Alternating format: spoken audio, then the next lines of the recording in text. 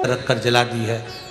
व्यापार होगा, व्यवसाय होगा या फिर घर में रखा हुआ धन होगा, 15 दिन के लिए वो छिन्न होगा, वो जाएगा। पैसा टिकने वाला नहीं 15 दिन तक, चाहे कुछ भी कर लो। नमस्कार भक्तों, हर हर महादेव। आज की इस वीडियो में हम पंडित प्रदीप जी मिश्रा द्वारा जानेंगे कि दिया जलाते समय कौन सी गलती नहीं करनी चाहिए जिससे हमारे घर से माता लक्ष्मी, कहने का मतलब है कि धन दौलत जाने लगता है। देखिए, वैसे तो दिया अक्सर इस्तेमाल किया जाता है, पूजा पाठ में हर जगह जलाया जाता है क्योंकि दिया जलाने के काफ़ी लाभ मिलते हैं। लेकिन कई बार क्या होता है कि अनजाने में, जानकारी के अभाव में हम लोग सामान्यतः कुछ ऐसी गलतियां करते हैं जिसका कहने का मतलब है कि हमें नुकसान होने लगता है और हमें पता ही नहीं चलता है कि आखिर हम ऐसी कौन सी गलती कर रहे हैं।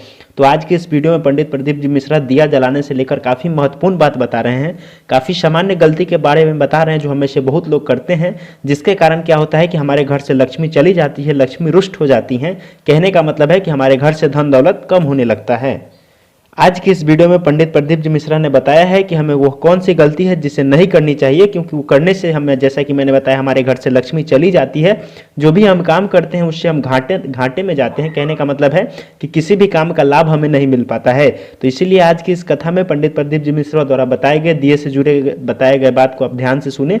इस वीडियो के मध्य में बीच में पंडित प्रदीप जी मिश्रा ने वह बात बताई है, इसलिए आज की इस वीडियो को पूरा देखें, तभी आप अच्छे से समझ पाएंगे। तो चलिए सुनते हैं उन्हीं के मुख से आज की यह कथा और जानते हैं वो कौन सी गलती है जिसे हमें नहीं करना चाहिए। नेत्र खोल कर बोले, क्या क्या चाहिए बोलो।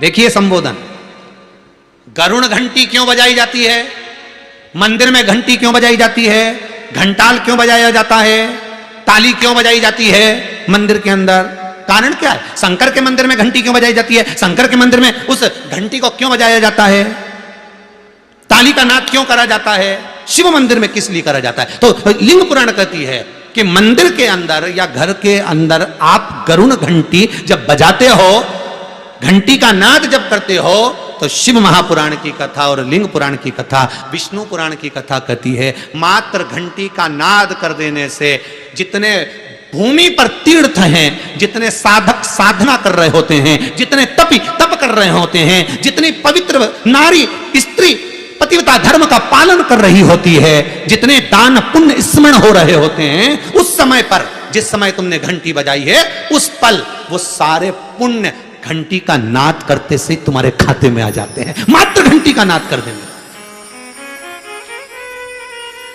शंकर जी के मंदिर में जाकर ताली का नाद किया जाता है। ताली का नाद शिव मंदिर में क्यों बजाई जाती है, उसका कारण उस मंदिर में जितने बैठे होंगे, जो भजन कर रहा, तप कर रहा, साधना कर रहा, अभिषेक कर रहा, पूजन कर रहा, 3 बार ताली बजाने से उनका सारा का पुण्य हमारे खाते में 1 सेकंड में आ गया। और हमें लगता है हम शंकर को रिझा रहे हैं, शंकर को रिझाया, शिव ने तुरंत दे दिया। घर में गरुण घंटी का नाद करना, इसलिए बच्चों को खेलने के लिए घंटी नहीं दी जाती। गरुण घंटी कोई खेलने के लिए नहीं देता, खिलौने दे देंगे, दूसरा सामान दे देंगे, पर गरुण घंटी नहीं देंगे।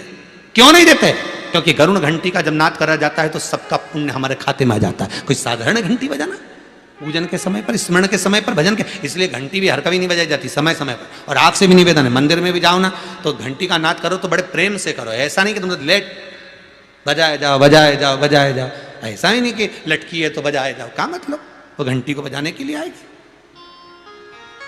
नहीं, उसका एक समय, उसका एक संबोधन, उसका एक आनंद। कई मंदिरों में मंदिर का पट बंद हो जाता है, दरवाजा बंद हो जाता है, तो भी लोग घंटी बजा देते हैं। दोष, दोष।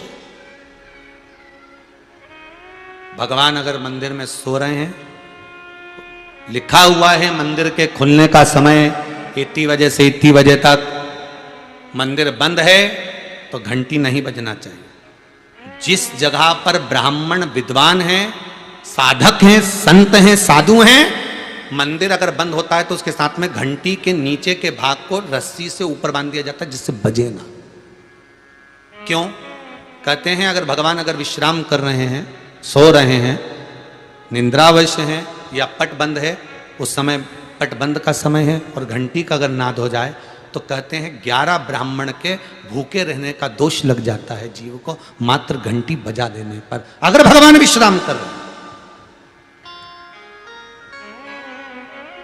भगवान विश्राम अवस्था में है, पट बंद है, दरवाजा बंद है, और लिखा हुआ है समय, मंदिर खुलने का समय 11 बजे से इतनी बजे तक, मंदिर बंद होने का समय इतनी बजे से इतनी बजे तक, और उस बीच में तुमने तो देख लिया कि पट बंद है, तुम तो आ गए, तुमने तो मन में सोचा हम तो इंदौर से आए, हम तो भोपाल से आए, हम तो वहां से आए, हम तो वहां से आए, और भगवान का मंदिर बंद है तो क्या हुआ, हम तो घंटी तो बजाएंगे, तो बजा ले जा।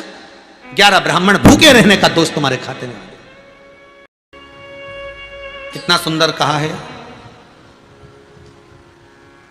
शंकर भगवान को बेलपत्र चढ़ी हुई वापिस चढ़ सकती है, पर किसी भी देवता पर कोई फूल पुष्प आपने चढ़ाया, कोई पुष्प आपने चढ़ाया, ठंड का समय है या बारिश का समय है, पुष्प जो चढ़ाया हो सकता है कि मुरझाया नहीं हो, होता है ना ऐसा कभी कभी कि पुष्प मुरझाया नहीं हो, या उसमें ताजगी हो, सुंदर दिख रहा हो, बहुत अच्छा हो, और वो पुष्प चढ़ा हुआ तुमने अगर एक बार उठा लिया, उतर गया, उतरने के बाद फूल कितना भी सुंदर हो, फूल कितना भी ताजा दिखे, पर वो देवता को समर्पित नहीं हो सकता।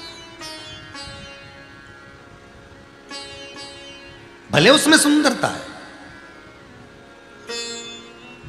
ठंड के दिनों में कई फूल ऐसे भी रहते हैं, भगवान के सामने आपने एक बार चढ़ा दिया, चढ़ाने के बाद वो रखे रहते हैं तो ऐसा लगता है कि बिल्कुल ताजे से दिख रहा है, तो कई माताओं की आदत रहती है उन्हीं फूल से वापिस श्रृंगार कर देती है, या उन पुष्प की रंगोली बनाकर भगवान के सामने डाल देती है, पर वो गलत है,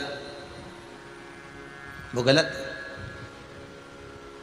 जिस दिए में बाती लगी हुई है, बाती पूरी जल चुकी है, उसकी राख या उसका काला थोड़ा सा भाग दिए के अंदर रखा है, और आपने दूसरी बाती रखकर उसको जला दिया, तो वो जलाया गया जो भाग है लक्ष्मी को क्षीण कर देता है।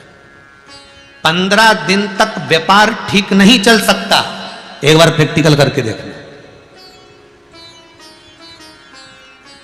दिए के अंदर अगर कोई बाती जल गई, जलने के बाद ठंडी हो गई, ठंडी होकर उसमें राख पड़ी हुई है, या उसके अंदर कोई काला सा आप गोल बत्ती लगाते तो काला का एक भाग काला काला सा जला हुआ उसके अंदर रह जाता है। कई लोगों की आदत रहती है कि अब शाम का टाइम तो है, उसको कौन हटाए, उसी में अपन दूसरी बत्ती रख दो, जला दो, उसी में रखकर दूसरी बत्ती जला दो, भाग उसी में पड़ा हुआ है पुराना, और आपने दूसरी बत्ती अगर रखकर जला दी है, व्यापार होगा, व्यवसाय होगा, या फिर घर में रखा हुआ धन होगा, 15 दिन के लिए वो छिन्न होगा, वो जाएगा।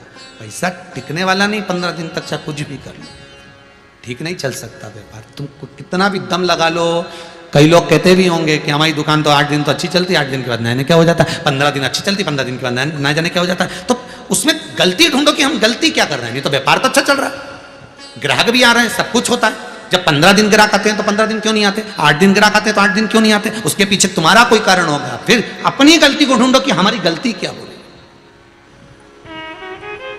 तो उसमें आपको वर्णन किया था कि भगवान की बेलपत्री, भगवान का प्रसाद अगर पलंग पर रखा है तो दोषपूर्ण है।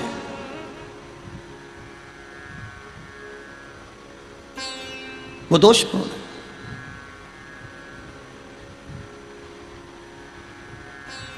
अब बाबा ने पूछ लिया, इंद्र मैंने माला आपको दी थी, वो माला कहां है? इंद्र कहते हैं मैंने तो एरावत को दे दी थी। एरावत से पूछा वो कहां है? मैंने तो अपनी मस्ती में फेंक दी, पांव के नीचे आ रही है।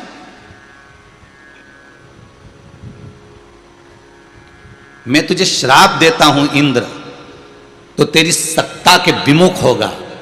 जितना तुझे तेरी सत्ता से प्रेम है इंद्र, तुझे अपना सिंहासन प्रिय है, मैं तुझे श्राप देता हूं कि तेरा वो सिंहासन तेरा छूट जाएगा।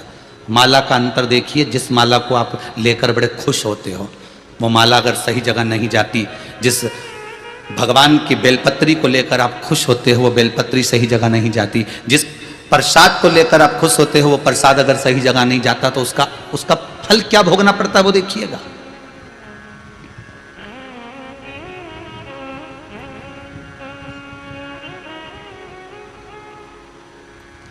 एक कथा आपको सुनाते हैं, वो कथा नहीं है, हमारे जीवन का प्रत्यक्ष उदाहरण है। प्रत्यक्ष उदाहरण।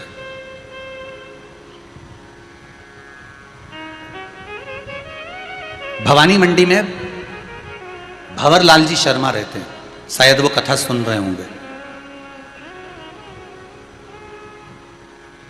वो कथा सुन रहे होंगे, ये मुझे विश्वास है। उनका नियम था हर महीने वो गोवर्धन नाथ जी की परिक्रमा करने जाते थे, और हमारा भी नियम था, हम गोवर्धन नाथ जी की परिक्रमा हर महीने करने जाते थे। कई बार ऐसा योग बन जाता था कि वो परिक्रमा पे, हमारी कोई पहचान नहीं है, हमारी कोई जान नहीं है, ये भंवरलाल जी का नाम हमको तो बाद में मालूम पड़ा कि ये भवानी मंडी के रहने वाले, वो भी पूछा उनसे, वो भी रो रहे थे तब पूछा गया। ये हकीकत की कथा, ये कोई कथा किसी पुस्तक से नहीं है, ये प्रमाणित था। और उनका नियम था, गोवर्धन नाथ जी की परिक्रमा करते, लगाते भगवान को, शाम के समय पर वो बाबा को राजभोग धराते, गिरिराज दादा। खूब भगवान की सत्ता थी, खूब वैभव था, खूब पैसा था। जितनी बार आते वो आधा पीपा का, एक पीपा का, आधी बोरी का, एक बोरी का, वहाँ बोरी से राजभोग होता है गिरिराज जी में, तो वो भोग लगा देते, ठोर, मोहन थाल, लड्डू सब करते। अब धीरे धीरे बहुत उनका वैभव, बहुत पैसा था भंवरलाल जी के यहाँ, काम भी अच्छा था उनका, शायद पत्थर वत्थर का कोई काम था तो अच्छा। 6 महीना 8 महीना लगातार परिक्रमा उन्हें हर महीने करी, हम भी जाते रहे परिक्रमा, हमने भी घनी करी।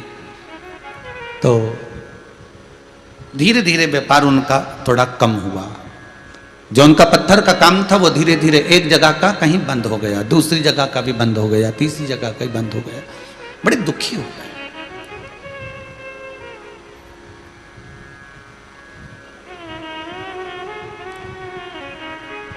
पूंछरी के लोटे के पहले मुकुट शिला आती है, उस मुकुट शिला पर हम बैठे हुए थे और ये भैया निकल कर जा रहे थे, और आज ये दोनों पति पत्नी की आंख में आंसू भरे हुए थे परिक्रमा करते करते। अब मुख से निकल गया, भैया आप कौन हो, क्यों रो रहे हो, और वो भी गिरिराज दादा की शरण में रो रहे। जब व्यक्ति भगवान की शरण में रहता है, भोलेनाथ की शरण में रहता है, ठाकुर की शरण में रहता है, मेरे कृष्ण की शरण में रहता है, मेरे गोवर्धन नाथ जी की शरण में रहता है, मेरे राम की शरण में रहता है, तो उसकी आंख में तो आंसू आना ही नहीं चाहिए, फिर आप क्यों रो रहे। अरे महाराज, धोती तो पहने ही थे हम, तो कहा अरे महाराज, बहुत पहले की बात है, लगभग हो गए होंगे 8-10 साल, आज याद आई है तो बता दें। अरे महाराज बड़े दुखी हैं, क्या हो गया। हर महीने आते हैं, बाबा बहुत सुनता था, खूब वैभव था, परंतु अब कुछ बचा नहीं है, अब तो भगवान को हम भोग भी नहीं लगा पा रहे, वो स्थिति। फिर भी हम लगाते तो हैं, थोड़ा बहुत जो बन जाता। हमने कहा कुछ नहीं, गिरिराज बाबा से विनती करो, ऐसी दशा क्यों लाकर छोड़ दी, दुख दिया है आपने तो सुख भी तो आप दोगे, आप विनती करो बाबा से कि ऐसा समय क्यों लाए हो, ये समय आखिर किस लिए आया। महाराज विनती तो हम हर बार आते हैं, हर बार करके जाते हैं, पहले परिवार समेत आते थे, अब तो दोनों